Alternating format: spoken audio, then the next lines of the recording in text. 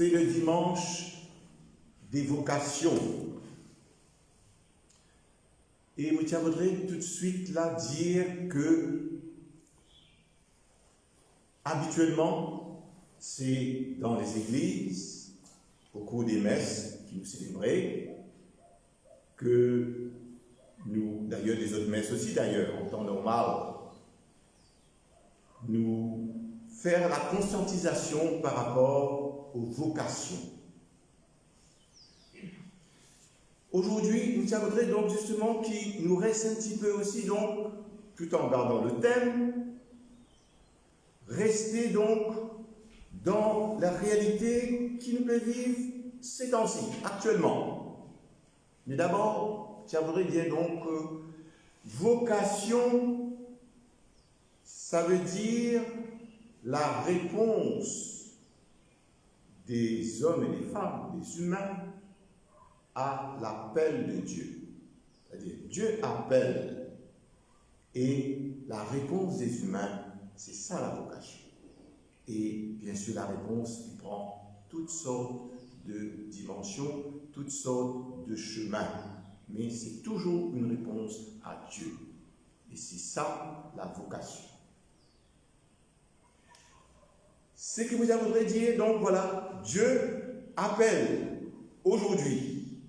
Donc il fait toujours son appel, c'est toujours l'actuel.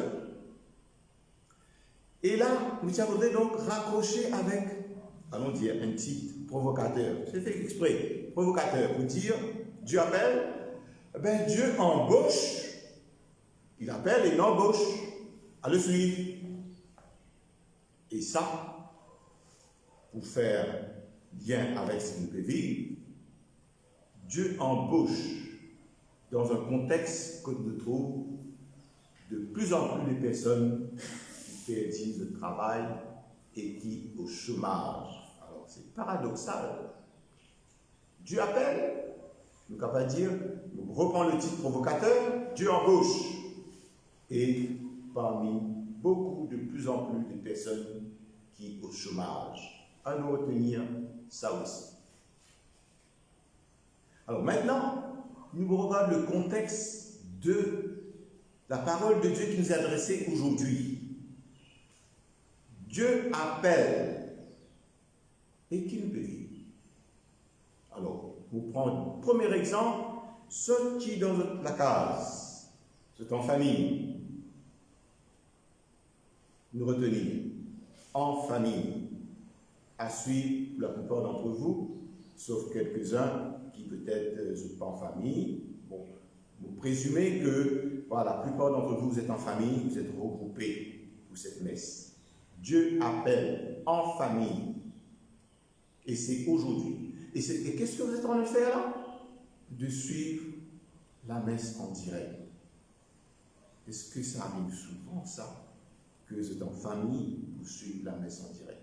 De temps en temps, heureusement, on observe des personnes, des familles, des personnes qui viennent en famille à la messe. Mais ce n'est pas la majorité des cas. Et là, regardez la réalité que nous vivons. Et c'est ce qu'on appelle de Dieu. Ceux en famille me suivent cette messe et Dieu lance cet appel. Et c'est dans cette condition, vous êtes en train de prier avec nous. Tout à l'heure, vous êtes capables peut-être d'un temps de recueillement. Vous présumez donc, étant donné le confinement, il n'y a pas que des négatifs dans le confinement. Vous présumez que vous êtes pour manger ensemble à table. Est-ce que ça arrive souvent ça? Dieu appelle dans nos familles, pouvoir prier ensemble, se réunir ensemble. Tout à l'heure, je présume, si jamais pas planifié pour cela, alors essayez de le faire, manger ensemble. Dans nos familles. Et Dieu appelle. Et Dieu appelle dans nos familles. Et là, ça voudrait donc raccrocher sur une autre idée, c'est-à-dire donc, c'est dans nos familles que vont naître les vocations. Les familles sont des berceaux où naissent les vocations, c'est-à-dire la réponse de Dieu à l'appel, à son appel, la réponse que nous lui donnons. Et voilà, vous regardez nos réalités. Nos réalités. Si dans nos familles, nous prenons l'habitude de nous réunir ensemble, comme vous le faites actuellement, là, ceux qui suivent en direct, de prier ensemble, vous espérez que nous continuons, pas seulement pendant le temps de confinement, de manger ensemble, arrêtez nos bonnes habitudes que chacun prend son assiette, la chambre, ou peu importe où, pour manger, tout en regardant la télévision, ou jouer sur le portable, côté. Voilà. Et alors, on vous garantit que, voilà, il y a d'autres choses qui nous suivent. Et voilà, c'est bon de vivre en famille. Voilà, Dieu appelle là. Et alors, nous prenons le souci de construire nos familles et ne pas faire des tiraillements entre nous. Donc, Dieu appelle là des vocations.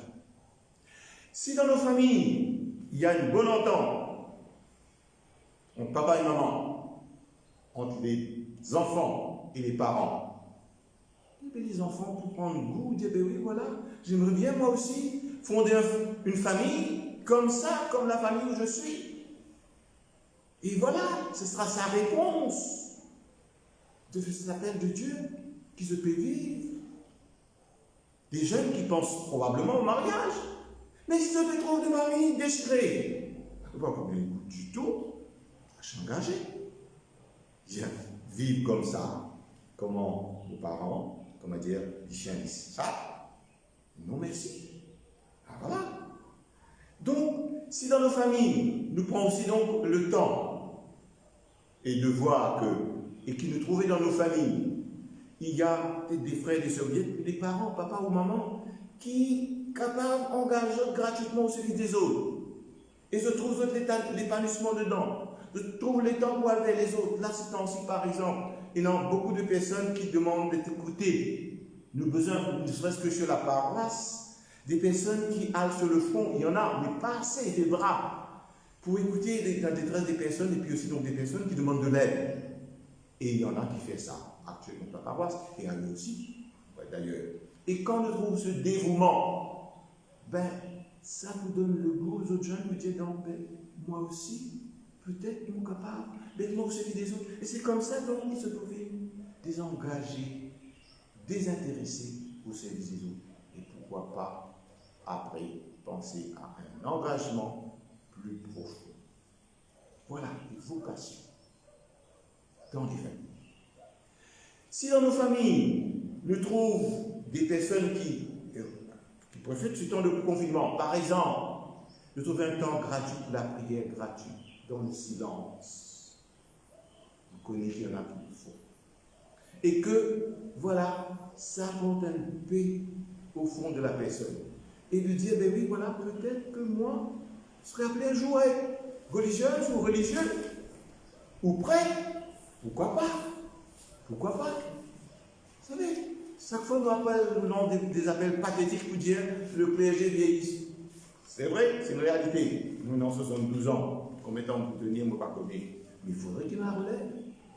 Alors, il faudrait qu'il y ait des personnes qui, donc, par la générosité, disent, ben oui, peut-être que, pas seulement, il faut penser, comment dire, faire des études. Il ne faut pas dire, il ne faut pas être mauvais prophète, là. Enfin, il faut dire qu'il est capable de bien faire de grandes études, et puis après, plein de diplômes, et puis après, ensuite, se retrouver au chômage. Il vous rapproche ça un outil provocateur. Dieu embauche dans un contexte difficile que de plus en plus vous gagnez un chômeur. Voilà. Et c'est la réalité qui nous peut vivre dans nos familles. Le vrai pasteur, donc, c'est celui donc, qui continue d'appeler dans nos familles.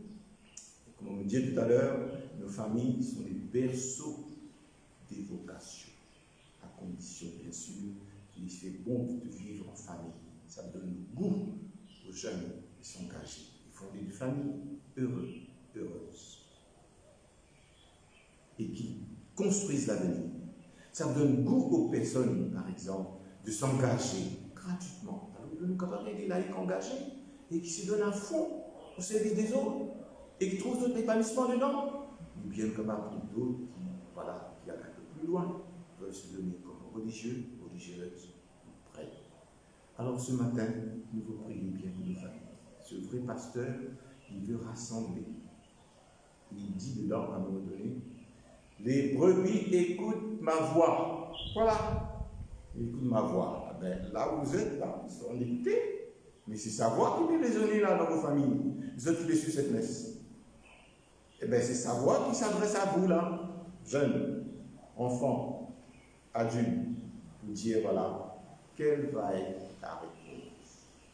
Dieu appelle et notre vocation, notre réponse, c'est à chacune d'entre nous de la donner. Amen.